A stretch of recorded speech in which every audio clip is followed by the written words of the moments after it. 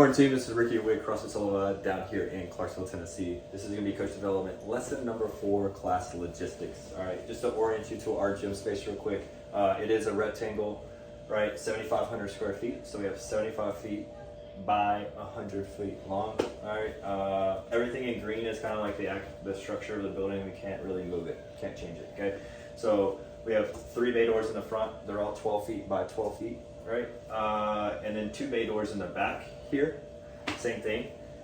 We also have a male and female bathroom, office and kids area that kind of protrudes out into the middle of the gym, closer to the back left-hand corner. You walk in from right here. We do a whiteboard brief right next to the right, and then we're good to go. Okay. A couple things that we have bolted to the floor pretty much is going to be our rig here in the back. We have 3 squat stands on each side, so that's 6. And then we have 5 squat stands across the front rig here, which is 10. Plenty there. We have some dots here that replicate our rope space there.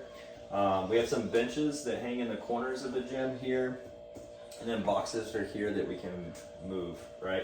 We also have wall balls that creates a little bit of a space and barrier between the rack and the plates, and then the entry doors for the bathrooms, like a little hallway, right?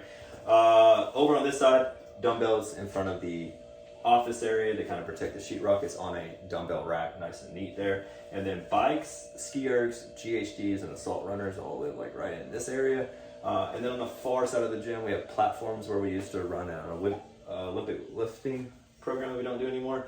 And then sandbags and rowers, okay? So for this workout, we chose Blake 4 rounds, overhead walking lunge, wall balls, box jumps, and the handstand push-ups, right? So for that, how we would do it typically is to move all of this stuff that we can just slide back on top of the platforms to create a bigger gap here.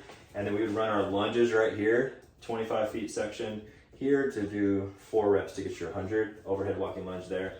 And then we would take the boxes off the wall, line them up in the middle of the racks here to create the box jumps positions there. Not box jump over, so we can definitely create that space, because we're going to be doing wall balls today on the actual targets. We have targets along all of this rig here, so keeps everyone off the wall for those, and then leaving the wall space for our handstand push-ups, right? So our wall space for handstand push-ups go from the bars all the way down around the benches and then all the way down here. So plenty of wall space for people. We can probably fit anywhere between 15 and 20 people on the wall for handstand push-ups pretty easily. If we got into a position where this is going to be the tight area for us, the overhead walking lunge and the box jumps and stuff, thinking about those long term. So I would typically run 6 to 8 people pretty safely in this area here for the overhead walking lunge. Second group would start on box jumps. Third group would start on wall balls. And then we would just hang out there. No one starting on handstand push-ups, just to create enough separation. I was talking to our head coach earlier today about it, and we were like, yeah, after the second round, you're going to see some separation. So just creating enough space in here for those fire breathers in the room that kind of catch up to people, and make sure there's enough space in there to fit a third or fourth person, or an additional person inside the overhead walking lunge, right? Other than that, looking for y'all's feedback. Appreciate your time.